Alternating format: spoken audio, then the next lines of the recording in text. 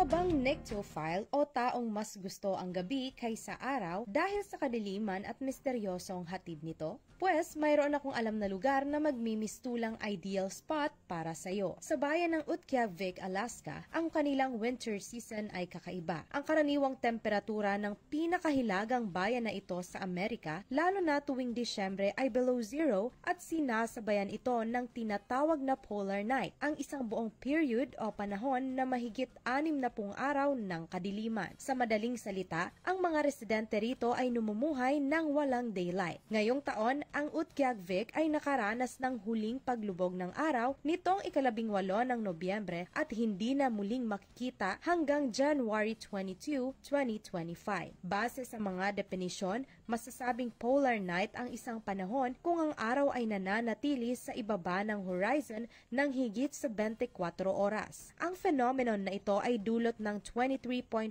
degrees actual tilt ng mundo. Ayon sa mga eksperto, dahil ang Utqiagvik ay matatagpuan sa hilaga ng North Arctic Circle, bahagya itong nakatalikod sa araw. Bagamat hindi masisilayan ng araw rito, hindi tulad sa ibang parte ng mundo, hindi naman umano pitch black o matinding kadiliman ang nararanasan sa nasabing bayan. Ang mga nararanasan ngayon ng mga residente tuwing araw ay twilight o maulap-ulap na panahon, at tuwing gabi naman ang ideal time para masilayan ang northern light. Ang polar nights ay nangyayari sa parehong pose tuwing winter months sa Northern Hemisphere tuwing September hanggang March at sa Southern Hemisphere mula March hanggang September. Katulad sa ilang lugar sa Alaska at Canada, ang Greenland, Finland, Norway at Russia ay nakararanas din ng polar night. Ang Antarctica lamang ang natatanging lugar na nakararanas nito sa Southern Hemisphere. Para sa dagdag kaalaman, ito si Carol Tirao, nagbabalita ng tapat, naglilingkod